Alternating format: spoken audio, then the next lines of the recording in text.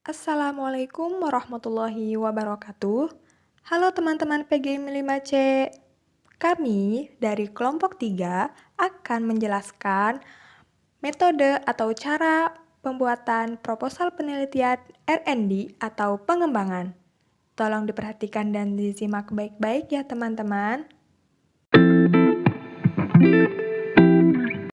Baik, di sini ada beberapa menurut ahli tentang penelitian R&D atau pengembangan. Nah, dari beberapa menurut ahli tersebut, dapat disimpulkan bahwa penelitian dan pengembangan atau research and development atau R&D adalah suatu metode atau langkah untuk menghasilkan produk baru atau mengembangkan dan menyempurnakan produk yang telah ada dan digunakan untuk menguji keefektifan produk tersebut.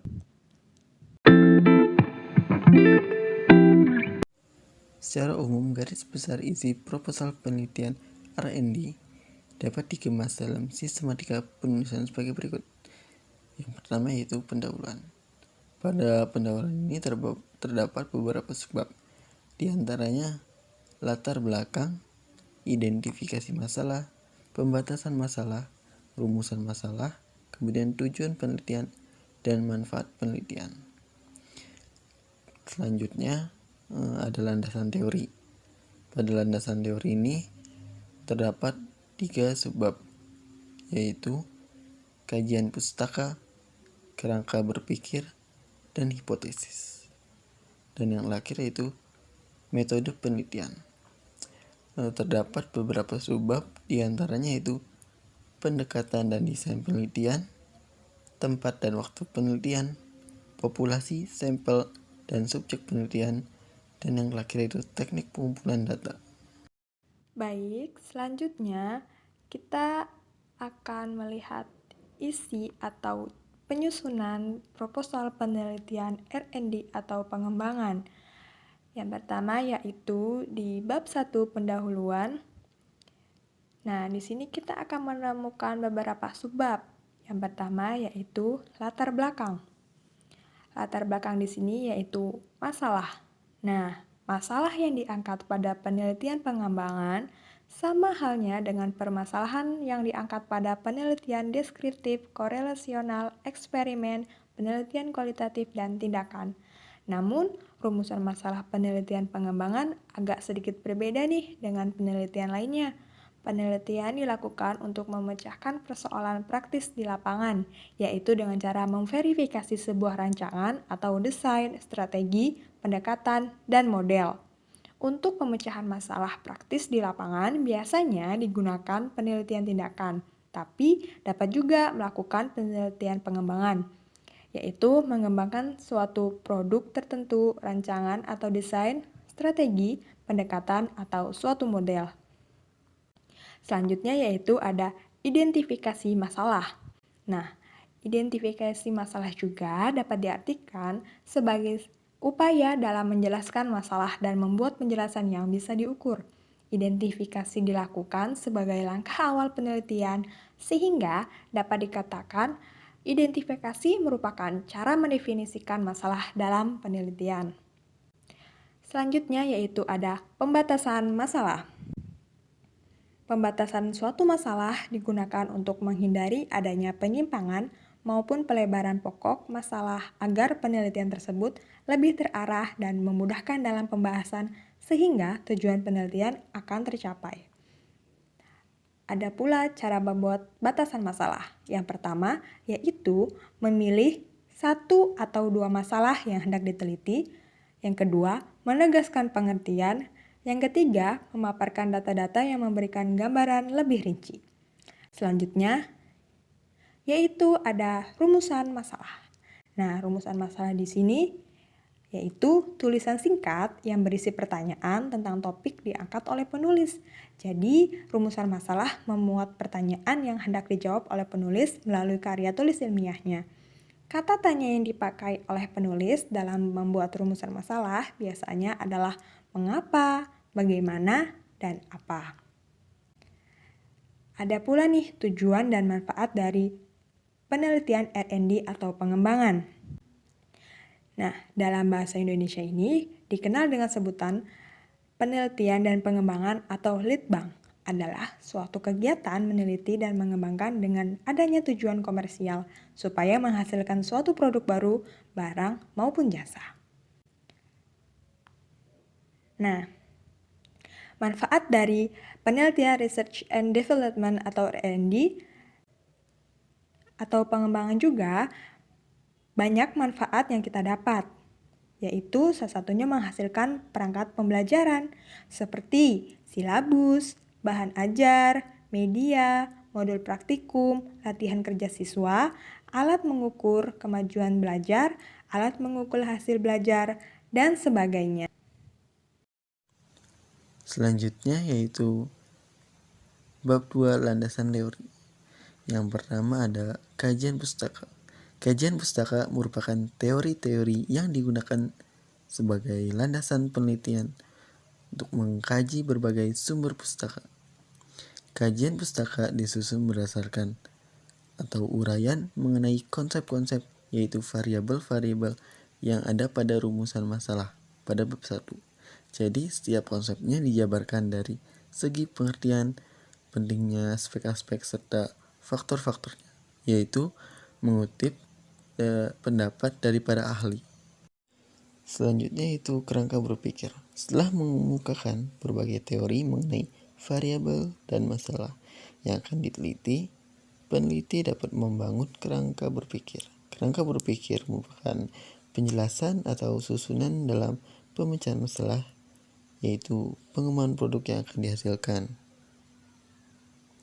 Kerangka berpikir adalah bagaimana peneliti menjelaskan dalam bentuk gambar atau diagram hubungan antara konsep atau variabel yang telah dikemukakan. Selanjutnya yaitu hipotesis. Seperti yang kita ketahui, hipotesis yaitu berarti dugaan sementara. Fungsi utama dari suatu hipotesis penelitian adalah sebagai pedoman dalam memberikan arah dan jalannya kegiatan penelitian yang dilakukan. Mulai dari penyusunan desain penelitian, penentuan kriteria dalam penyusunan instrumen penelitian, termasuk berfungsi sebagai pedoman dalam menetapkan indikator-indikator mengenai aspek-aspek atau variabel-variabel yang diukur.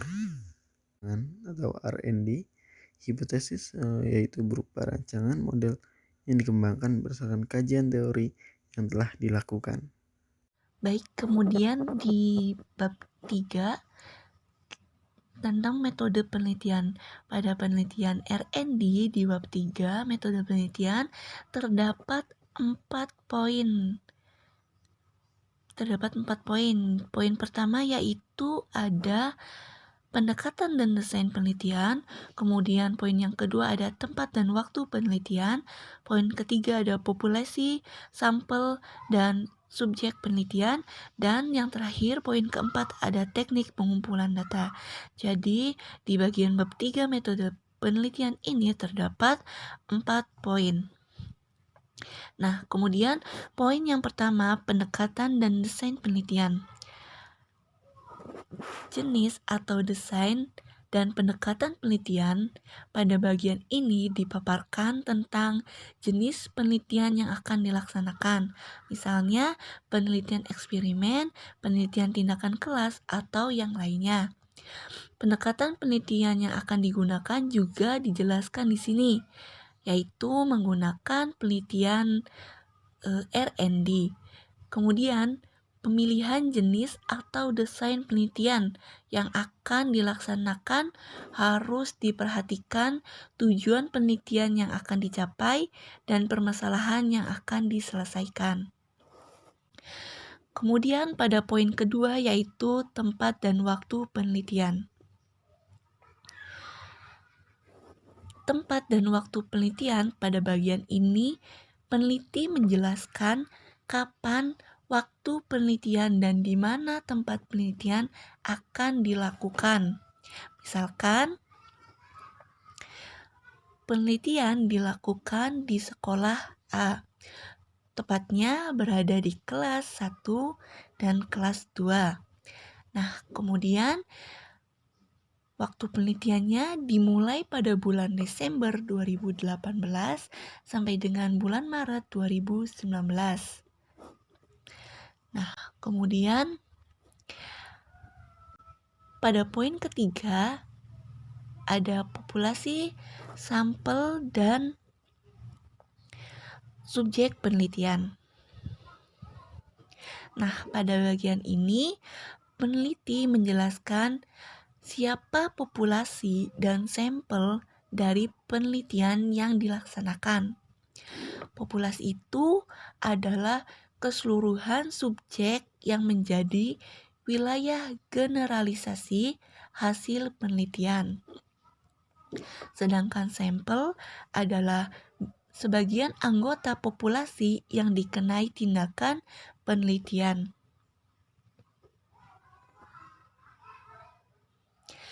Misalkan pada populasi itu menggunakan kelas A, B, C. Jumlah kelas A yaitu 39 orang, jumlah kelas B yaitu 39 orang, dan kelas C yaitu 37 orang. Nah, jadi jumlahnya ada 115 orang. Itu dinamakan populasi.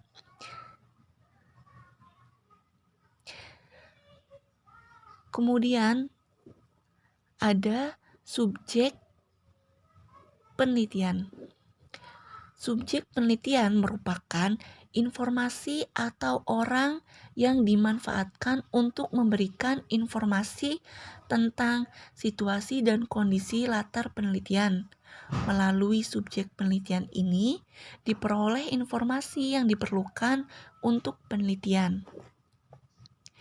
Nah, jadi pada poin 3 ini yaitu menerangkan atau menjelaskan tentang populasi dan sampel serta subjek penelitian di poin ketiga pada bab 3 metode penelitian ini. Kemudian pada bab 3 poin yang terakhir yaitu teknik pengumpulan data.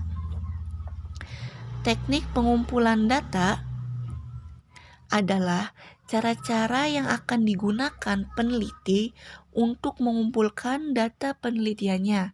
Peneliti dapat memilih berbagai teknik pengumpulan data yang sesuai dengan kebutuhan data penelitiannya. Jadi pada teknik pengumpulan data ini pada poin terakhir di bab 3 yaitu suatu hal yang penting dalam penelitian karena metode ini merupakan strategi atau cara yang digunakan untuk mengumpulkan data yang diperlukan dalam penelitian.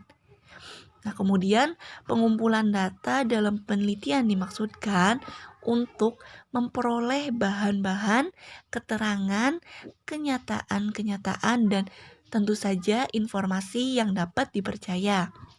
Agar memperoleh data seperti yang dimaksudkan tersebut, dalam penelitian dapat digunakan berbagai macam metode, seperti diantaranya yaitu menggunakan angket, atau bisa dengan observasi, atau dengan wawancara, tes, analisis dokumen, dan lain sebagainya. Kemudian si peneliti dapat menggunakan salah satu atau gabungan tergantung dari masalah yang dihadapi.